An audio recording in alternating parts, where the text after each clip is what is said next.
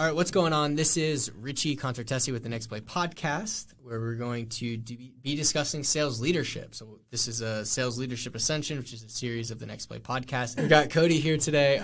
He was with us last week. He's awesome. He's going to be co-hosting this show with myself. He's the VP of Sales at a 9-figure company. He has a lot of experience. He's been doing it for 10 years.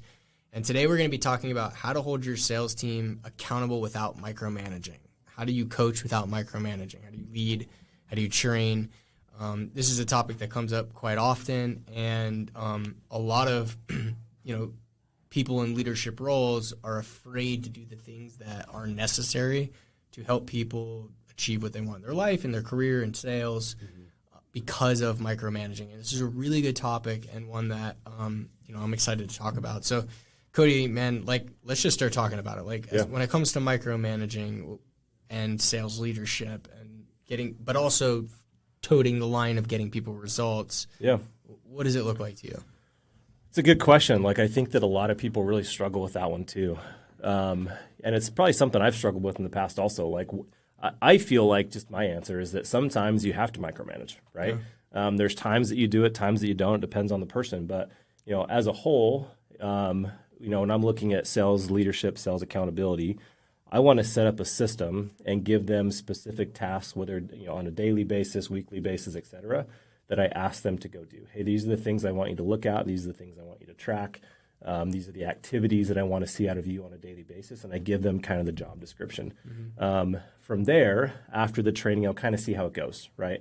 If it's a brand new person that I've never worked with in the past, I'm going to just give them the task, go do this, and see how they go and fulfill. If they fulfill, great, right? And I have them just continue to go through those tasks. But if they don't, sometimes I micromanage, right? I'm going to on a daily basis, hey, how did it go doing this specific thing today? Did you do this? Did you do that? Until you kind of start managing and seeing the needle start to move and see them start to do the task that you want them to do and get the result that you're looking for. Yeah. So in those scenarios, how long does that typically last for? Totally depends on the person. Right. Because at some point in time, it's like, all right, we're just going to pull the plug. Yeah, totally. I don't want it to go on for more than a few weeks, right? Typically, it's not going to have to, and for the most part, the behavior will change, or they're going to move themselves out, right? They're going to say, you know what, I don't know if I'm capable of this. I don't know if I like this. I don't want to do this task, and that's the reason I'm not doing it. Yeah. And so you got to find somebody new, right? Yeah. But typically, within a week or two, you're going to start seeing some positive movement. You'll start seeing the behavior shift, and the results change as a result. Yeah, because nobody wants to be micromanaged, and I think today more than ever before, opportunities are everywhere. Yeah. Make money opportunities, business opportunities. Yep. Shopify, Amazon. Yeah. Anything. Yeah, sales. Instagram model. You can make money anywhere now, right? You can sell your feet. What is it? Wait, what's the OnlyFans? OnlyFans. Yeah, jump on OnlyFans. You can do it. You can make money anywhere. Do OnlyFans. Yeah. I'm a victim of OnlyFans with partners in the past.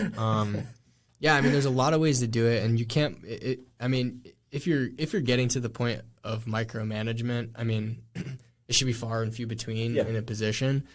But one thing I see often is we lead and based on our experiences with ourselves. Mm-hmm. And if you're in a leadership role or you're a business owner, the salespeople on your team typically aren't going to be as high producing, as intensely motivated. And so they don't always think the same way you do. And so if you're leading your people the same way that you would lead yourself, you're gonna struggle with production, consistent production across the board. Yeah. And so I get it. I totally understand as a business owner, as a VP, you get it, right? But it's okay, so let's take the majority. So the 95% of your sales team, because you got your one or two all-stars that, you definitely don't want to be getting into a micromanagement situation. However, I do believe that the top 1, 2, 3, 4, 5% of people still want to find ways to improve. Mm-hmm. And so as a leader or a business owner, there still should be things in place to help them improve. Mm-hmm. And so a lot of business owners are afraid to ruffle the feathers with their top people. And I get it, but the top people still want accountability. Yeah. I watched a thing the other day, and it was Jay-Z, and he was like, it was a reel or whatever. I think I saved it, but Yeah. I can't look at my phone. But anyways, it was a reel, and he was like, I want accountability. I love accountability. And, you know, the top producers in your team that you feel like you may be afraid to hold accountable, realistically, probably really want it. Totally. Everybody, like all high performers crave accountability because accountability pushes you. So then why do you feel like leaders are so afraid to ruffle feathers and do it?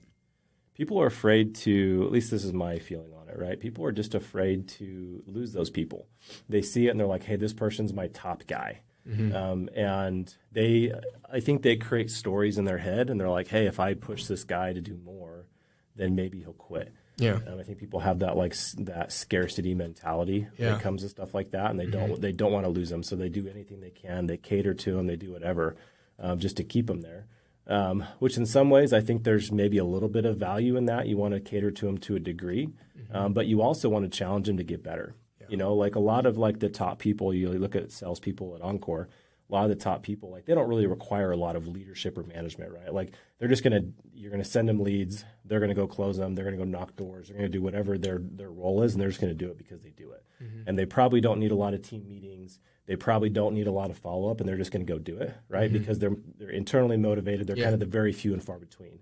But those people can always do better too, right? They're not always the best people in the entire industry. They don't need as much time, but they still want it. Yeah, like your A players, like they're the type of people that to me it's like the once a week, you know, you give them a call or you bring them to lunch and you push them a little bit, you know, you provide a small incentive. You say, hey man, like if you go out, you know, your best week ever is, you know, whatever, 5 close, 10 close, whatever your industry is, right? That changes across the board. Dude, what if you could consistently get 12 and you have conversations with them that gets their mind thinking? And you ask them thought-provoking questions. You, like I said, provide little incentives. Hey, dude, I'll have $100 waiting for you next Monday morning, you know, if you do X, or $1,000 or whatever, right? But just provide little pops to them that like get and once again, like just get their mind thinking. And ask them what they can do better. Ask them how you can help them get better. Ask them, you know, if you were to increase what you're doing right now, what do you think you'd have to change? And ask them that question, right? And get them thinking like, well, maybe I'm not that good at this, right? And then you can actually provide some coaching. Well, I like that question. What was that question again? Shoot, I don't know. We'll have to what can you do to get? What do you think you can do to improve? What can you, that's a good one. One I love asking, and it triggers so many different things. Is what are the things that you know you should or could be doing that you're not currently doing right now that would move the needle? And I love that one. But hey, I wanna see if this will play on here really quick. This one. We're pausing. I saved it. No. Oh, okay. I'm just gonna literally. Oh, you're gonna play the.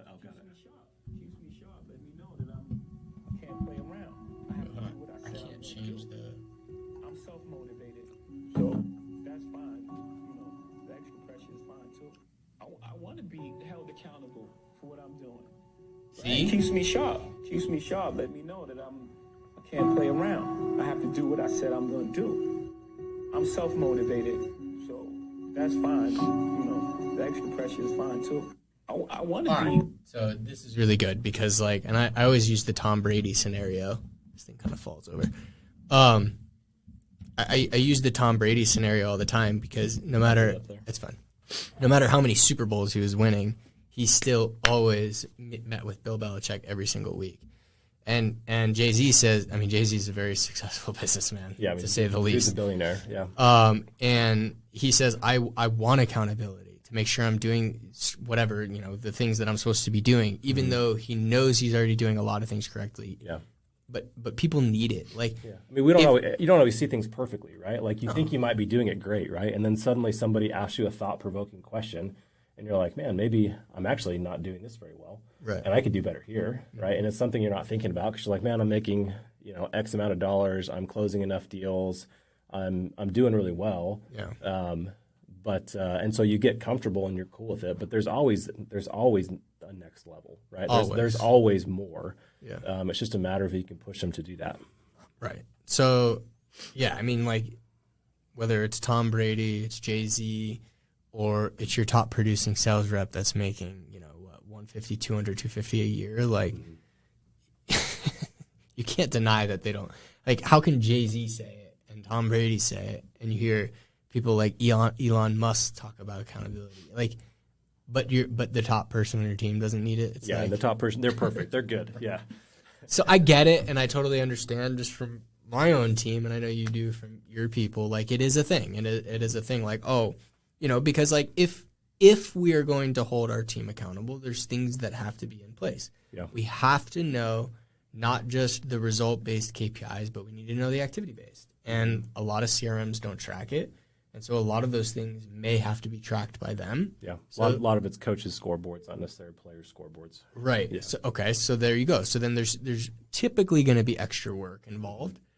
But here's the key is, and I'll let you elaborate on this, but like the key is if you're going to have the people on your team do extra that may look like micromanaging, right? If you've had bad leaders in the past, or you just got a bunch of information just to get information, just to power people. Yeah.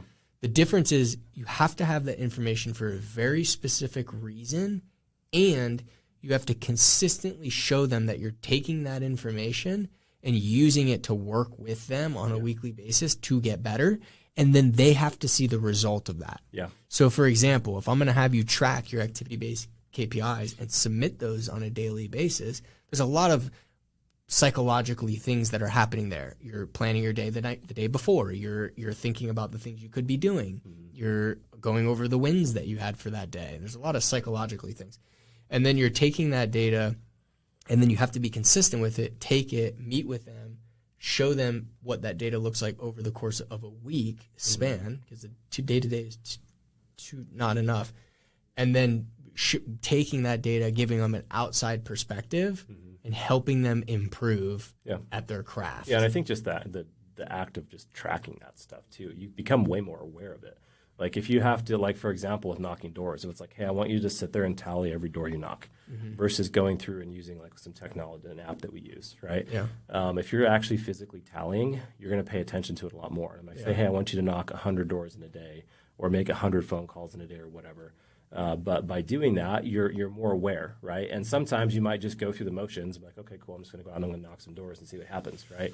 But when you have somebody else that is holding you to a specific standard and you're following up with them consistently, they're going to realize, hey, I'm actually not putting in enough activity. Right. I've got way more in the tank, right? I can do a lot more than what I'm doing. Or they get to that 100 doors or 100 phone calls. They're like, man, like I still have 4 hours left in the day. Right. Like how much time was I wasting? Right. And they can come to that realization. But I think a big thing when it comes to stuff like that, like with, we're talking about micromanaging, so to speak, right? I think a big thing is just like permission-based, right? And saying, hey, look, this is what I see. It seems like you're not getting the result because of X. I'm not sure yet, but that's what I think. So what I want you to do is I want you to start tracking this activity. And the reason I want you to start tracking this activity is because of X, right? Give the reason. And then say, is that okay if we do that? They're never going to say no. Right. They're always going to say yes. And now you have permission. Unless you're like a super hothead. You might get the super hotheads, right? But those probably aren't the people you want on your team necessarily either. Yeah. Most of the time, if you're going through in that route, I've never had anyone tell me no. Yeah. And when you go and you get permission like that, then you get buy-in on both sides. Well, let me ask you this: what if they don't have the moral authority that you have? Like, what if they're a business owner or sales manager, and they've always been very just loose, no accountability, no coaching, no support, just leave it all up to them. Now all of a sudden, like there's a shift. There might be they might not have that same moral authority. You know what I'm saying? Yeah, it's probably not the person I want on my team. I mean, maybe not. Depends on who they are. But one of the things that we always look for, especially in people that are in leadership, is we want someone that's coachable. Yeah. And if you've got those people that are just like, nope, I know what I'm doing, I don't need your help, and it's like, well, dude, clearly you don't because you're not getting the result. I'll probably go a little bit more at them because you'll get people that are, you just get people that are the more hot-headed people. I found that if you become hot, like you match their energy, right, just like you would in sales, match the energy that they have and kind of go back at them. I found that they'll kind of come down a little bit. Yeah. That's been my experience. They don't always. Yeah. But I don't know. That's what I've seen at least. Yeah. Yeah. I mean, it makes sense. I think it's an important thing because I know there's some people that are in that position. But to go back to it, I mean, as far as like the micromanaging aspect, as long as they see the result of doing it, then it's no longer micromanaging. It's support. Yeah. It's feedback. It's like, but it's got to be consistent. It's got to be tracked, and then like, and okay. So for example, let's say we have them tracking their activity-based KPIs. We meet with them. We're looking at the conversion rates. We find that it's not the number of doors you're knocking on, but it's your actual connection of getting people in the house. So okay, so we're conversations or whatever. So that means we're going to switch the time that we're doing it, or we're going to do it a certain different way. So we can make adjustments. Whereas, and having that outside person doing it with you, because if you're trying to do it on your own, you can lose clarity really fast, even if you have the data. Yeah. You know what I mean? So then it's okay. So they're getting a better result because of it. And then they can feel themselves actually improving consistently over time, because you got to do it every week. You can't just ask them to do things for you and then not commit to it. Yeah, not commit, not follow up, not talk about it again, because then it's pointless. Then they're just going to stop doing it. Yeah, they'll never continue. Yeah, and I think another thing that you can do, kind of back to our previous conversation, is get that hot-headed person that's kind of like, oh, I don't need that. I typically will just kind of level with them and just be like, look, let's try it for a week.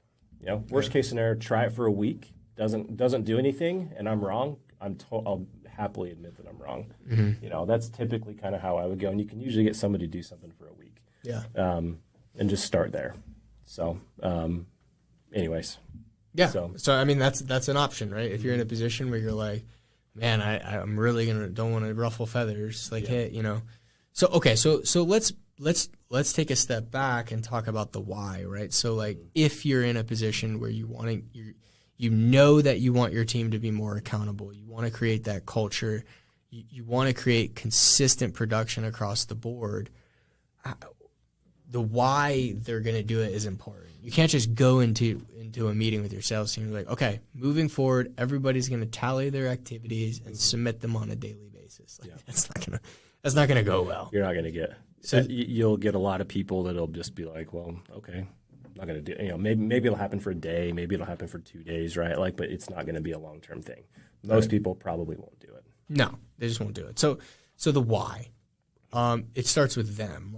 Okay, why are you in sales? I want to make more money. Okay, why is that important to you? That normal thing that everyone teaches is understanding why, and then creating the gap between where they are and where they actually want to be, and then filling that gap with activity.